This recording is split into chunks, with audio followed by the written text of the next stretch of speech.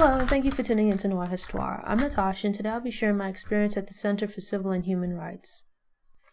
The Center for Civil and Human Rights is located in downtown Atlanta in the park complex that houses the Georgia Aquarium and World of Coca-Cola. I think it's called Pemberton Plaza.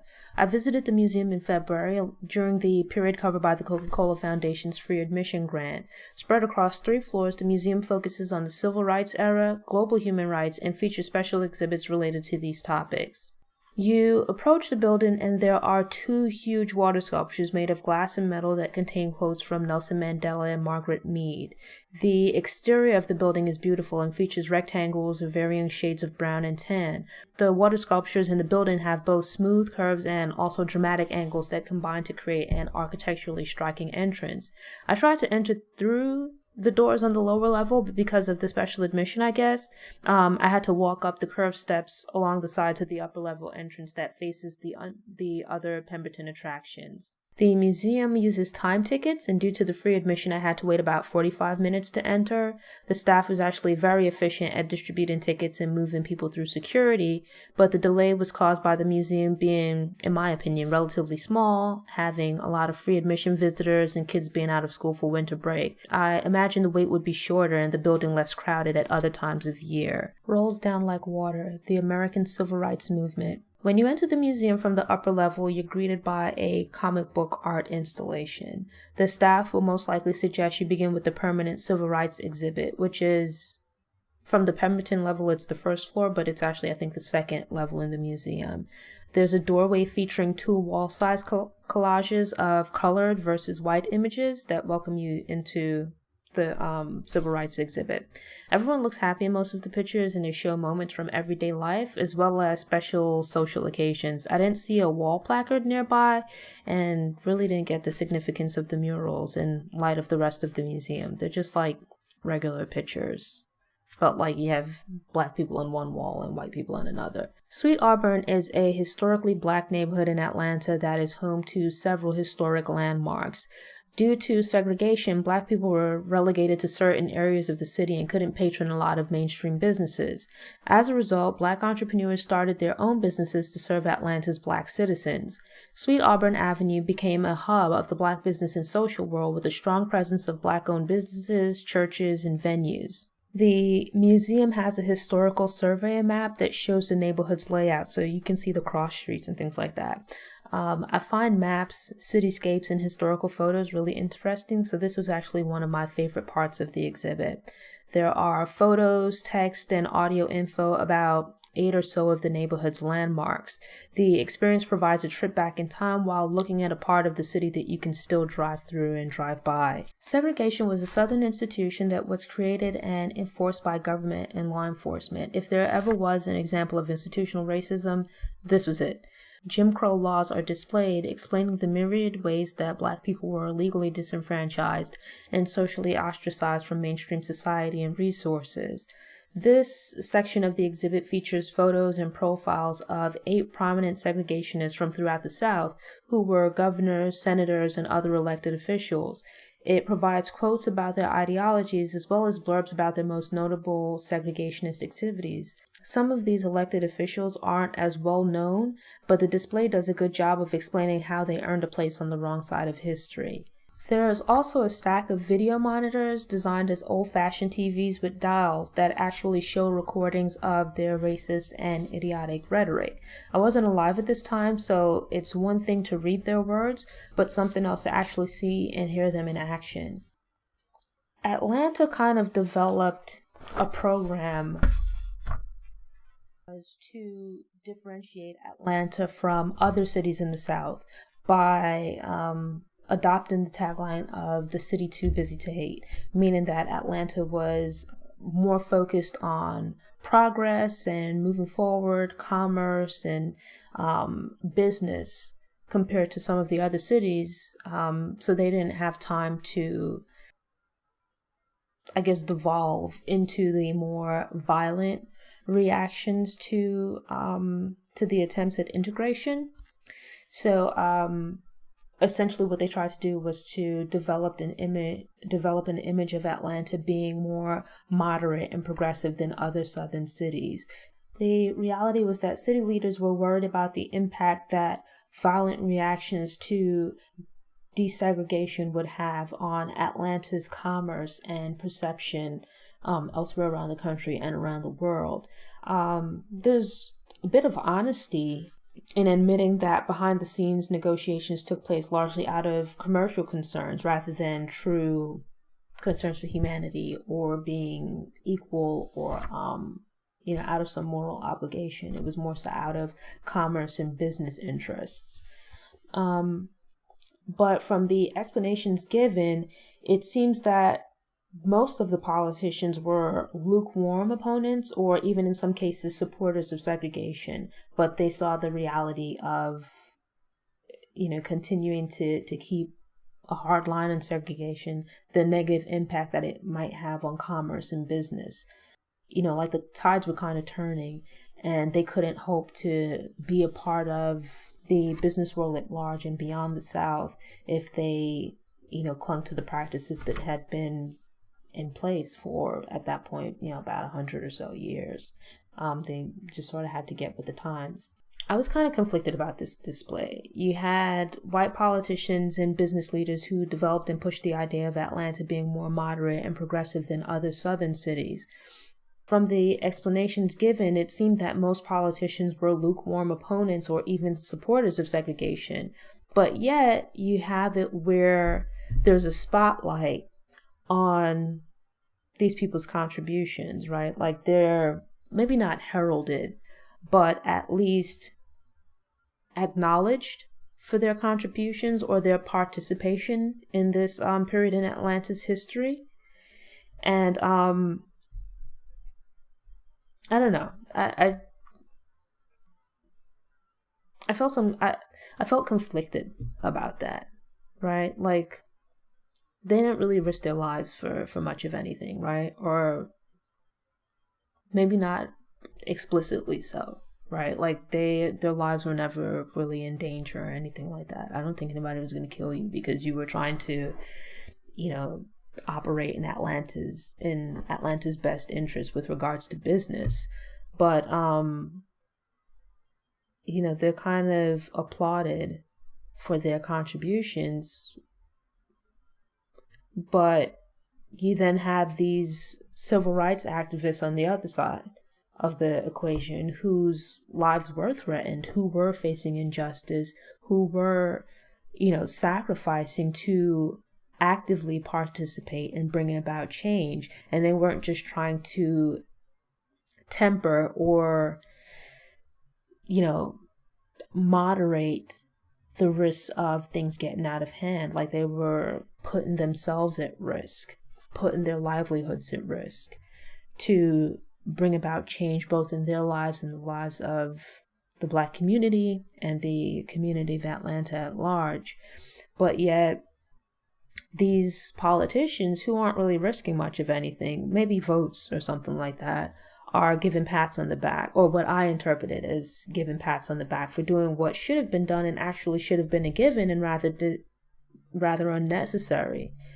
Despite the origins of Coca-Cola, the company's push for Atlanta's progress forward and threats to leave the city are actually admirable. I'd previously heard of Ruby Bridges, but not the details of her experience beyond the day she integrated the New Orleans school system. I thought it was cute on the one hand, but also sickening that when she approached the crowd of protesters outside her new school, she initially thought it was Mardi Gras. Reading about how her and her family suffered retaliation following the event was eye-opening. It made me wonder about the other activists who risked their lives and livelihoods in the civil rights movement. The story of Claudette Colvin is mentioned far less. I respect and appreciate that Ms. Colvin's given a place of acknowledgement and honor in the museum rather than being an afterthought or and also mentioned. I was also impressed that the contributions of other activists, especially Joanne Robinson, is acknowledged. Their planning and involvement in the bus boycott is often overlooked and unmentioned. There's a very heavy presence of women and the contribution of women in the civil rights movement throughout the museum that I really loved and appreciated. When you're discussing the civil rights movement during Black History Month, there's like a select group of figures from Black history that are discussed. So Rosa Parks definitely, Martin Luther King definitely, maybe if you go back a bit in time, Frederick Douglass, Harriet Tubman, but Black history is so rich with icons, both in America and then also around the world. And in this context, we're discussing American, civil rights and Black history. And there's like all of these other icons that contributed not just to the civil rights movement, but even before that were doing really great and noteworthy things that quite often are overlooked. It's like there's a lot of attention placed on a select few individuals who certainly deserve it, but then there are also these other people that contributed to many of the same movements, to a lot of the activist activities that don't really get their just due, and don't get the acknowledgement that they deserve. And then even within the civil rights movement, you find that there's a lot of emphasis or attention placed on the males that contributed to the civil rights movement, and they certainly deserve to be acknowledged. But something that's often overlooked is that the Montgomery bus boycott, like Martin Luther King and a lot of the other men from the civil rights movement, they certainly played a part in it, but the idea was originally started or came about from the activities of women, the initial organizers and then continuing organizers of the Montgomery bus boycott over I think it was like a year or so that it took place. They arranged for transport of people that weren't riding public transportation. They helped to organize both through churches and civil organizations, social groups and things like that. It was a lot of women that helped to get the word out, to let people know about the bus boycott, and that also helped to manage the day-to-day activities associated with the bus boycott. That kind of continued on into a next section of the museum, which focused more on the March on Washington. When you move into the section focused on the March on Washington, it was pretty cool that, in addition to discussing Martin Luther King and his I Have a Dream speech, attention is also given to Bayard Rustin, one of the key architects of the March on Washington. Attention is also given to Dorothea Height, and as well as people who might have been more widely known during the 60s as all of this was going on, because they would have probably been captured in photos and given interviews and in news broadcasts, but over time have their profile or prominence has kind of faded. It was a really great learning experience to see those people also given some shine. Martin Luther King certainly heavily features throughout the museum. Rosa Parks is also mentioned in the museum, but then there's all of these other people that time has somewhat forgotten, or that you don't hear so much about, that are given their just dues and their shine here. There's a room dedicated to the March on Washington, a really nice, big, brightly lit room with a lot of information about what went into the planning of the March on Washington, the actual day of it, and being on the ground, how things were organized, how the march progressed, and what the original plans were, and the things that had to be changed at the last minute. Acknowledgement that, if you realize, as someone born far after the time that Martin Luther King gave his I Have a Dream speech, obviously I wasn't there, but really that's the speech that I know of. I also know that there were also other individuals that gave speeches on that day, but something that's often not mentioned and might not be noticed is that aside from the gospel singers, I believe it was Mahalia Jackson, there were no female speakers at the March on Washington, which sort of speaks to which does speak to the sexism of the time. But within that room, some of the female contributors are acknowledged, and in particular, it's specified what their contributions were to that day in history. So, they didn't get their just due on that day, but they are acknowledged here. As well as Bayard Rustin, a gay man who, most certainly it wasn't accepted at the time, or, publicly acceptable at the time. But he made huge contributions to the March on Washington, as well as other civil rights activist activities during that time, and kind of got pushed to the back because of his sexual orientation. Someone that his contributions featured heavily in the events of the civil rights movement, but whose credit has been overlooked because of his sexual orientation. You also have, sort of topics that are covered whenever we discuss civil rights. So there's a display about the Freedom Riders, the integration of the Little Rock, Arkansas school system. As I mentioned, there's also a display about Ruby Bridges, but with Ruby Bridges, the thing that I liked about that, we've all seen the image and the Norman Rockwell painting, but what was interesting was, instead of just focusing on that one select picture, there's also additional information given about the aftermath of Ruby Bridges' experience. So, I learned something new there, where it's like a story that you might have heard, but additional details and facts that are probably less known and less discussed. There's also sort of, I guess you would call it an interactive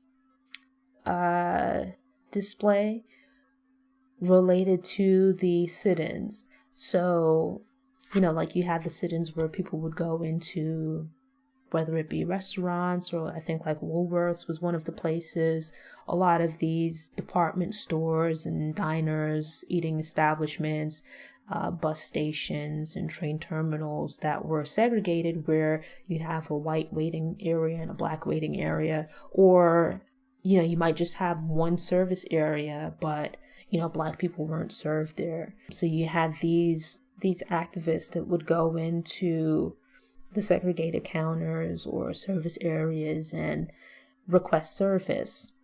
And so, that's usually covered when we discuss civil rights, but they kind of flip it and make it a little bit different, where essentially the museum has a lunch counter that you sit at, and you sort of experience being at the lunch counter. Obviously, you don't have people yelling at you and pouring stuff on you or whatnot, or being physically threatened, but you kind of get to somewhat experience what that might have been like to be in that environment.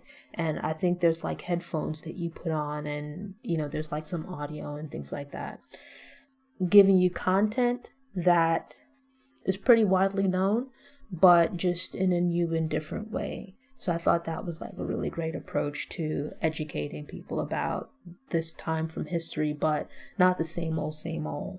Voice of the Voiceless, the Morehouse College Martin Luther King Jr. Collection. I initially thought this was a special exhibit, and in some ways it is. The museum has a permanent Dr. Martin Luther King Jr. gallery that features rotating exhibits from the Morehouse College Martin Luther King Jr. collection. During my visit, the museum had some letters, telegrams, and speeches on display. What was interesting about this is that mixed in these documents were drafts of some of Dr. King's most well-known speeches and letters.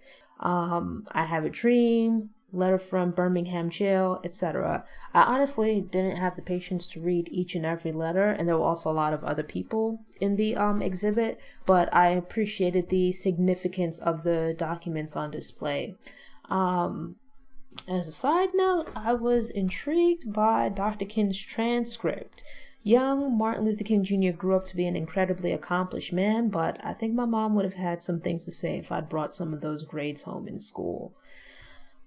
The experience of reading over Dr. King's letters reminded me of when my grandma died a few years ago, and I found a bunch of her letters from the 70s and 80s. It was like reading snapshots from my family's history. while standing in the exhibit, I couldn't help but wonder about how history will deal with the fact that a lot of people don't actually write letters anymore, but instead send emails. The exhibit also had a case that contained some of Dr. King's personal toiletry items. Dr. King was assassinated decades before I was born, so I only know of him as an icon from the civil rights movement. Looking through his stuff was like going to someone's home and snooping in their medicine cabinet. Not that I've done that before, but it felt kind of weird, but also fascinating and humanizing. Spark of Conviction, the global human rights movement. I tend to be apprehensive when I visit civil rights museums that also include general human rights exhibits. Sometimes museums can make it seem like all of the problems and injustices faced by people of the Black diaspora ended in the 60s and life was gravy from the 1970s onwards. Human rights exhibits can also feel like a last-minute idea that was tacked on to round out the museum and show that, America isn't the only country with problems. But I felt that the combination of these two subjects was well executed in this case. Some of the issues that have continued on past the civil rights era are woven into the larger discussion of global human rights. So the museum begins with a tight focus on a particular period in the history of America, but then uses the lingering issues of systematic racism to transition into the wider topic of human rights. Instead of the exhibits feeling like they belong in two different museums, they're united under the overall theme of what I would consider the inhumanity of humanity. I won't dive too deeply into this exhibit because it's a bit beyond the scope of Noir Histoire, but I thought it was as equally well done as the civil rights exhibit. I didn't have high expectations going into it, but I was very pleased with the experience. Sports for Change. On the other hand, I didn't particularly care for the Sports for Change exhibit. It was pretty small and kind of awkward to move through. The exhibit is on display in a hallway catwalk kind of thing, and some of the displays are in corners, so you have to squeeze around other people while also trying not to bump into the railings or the stuff on display. Some of it just felt like run-of-the-mill sports athlete quotes. The photography was great, but the content seemed thin. I did enjoy the large photo of Jesse Owens running. I also thought the analysis of the famed Black Power Olympics photo was very informative. Pretty cool. I would say check it out if you visit while the temporary exhibit is still on display, but it won't affect your overall museum experience if you visit while a different exhibit is on display. Overall, I enjoyed the museum. I definitely think it's worth checking out. Full disclosure, when I went, it was during Black History Month, and the Coca-Cola Foundation had provided free admission for that time period. I believe tickets are regularly like around $20 or something like that for adults. I don't recall how much it is for kids, but I think it's definitely worth checking out. Had I known it would be that busy, I probably would have waited and gone during a time when it was less busy. I think the experience would have been even better. I mean, I certainly enjoyed my visit, but I think going during a time when it's not quite so crowded or not so busy would have been more enjoyable, just because you would have been able to read the placards more easily, move through at your own pace. When I went, there was like a really long line, and so I didn't have a chance to sit at the lunch counter. My mom went afterwards, and she did, and she had a great time. But the same thing, when she went, it was also crowded, so it was kind of hard to read some of the placards and to get to see everything, because there's like so many people, and some of the rooms are actually quite tight because everything isn't just on the walls. You have some displays that are like in the middle of the room, so it's like you kind of have to squeeze past other people. But overall, I had an amazing experience. I definitely recommend the museum. I think that it's very well put together. A lot of interesting information. Some of the content has, if you have a pretty good knowledge of the American Civil Rights Movement, you probably know many of the people covered, the events covered, and things like that, but a lot of it is presented in a new way, or at least in a more creative way than you might usually be used to. So it's still worth checking out, even if you do have some knowledge of the American Civil Rights Movement. Well, that's it for today. Thanks again for tuning in. I hope you'll subscribe and return to get motivated, get inspired, get stories of Black history made and in the making. Until next time, take care. Thanks again for tuning in, and I hope you return to watch future episodes. For more information about Noir Histoire, visit the Noir Histoire website. There you'll find text, video, and audio for each episode all in one place. Subscribe to the Noir Histoire newsletter to get fresh content delivered straight to your email inbox. You can also subscribe to the Noir Histoire YouTube channel for videos. If you're enjoying the content but would prefer to listen to audio, you can subscribe to the Noir Histoire podcast. Follow Noir Histoire on Facebook, Instagram, and Pinterest. Enjoy the rest of your day.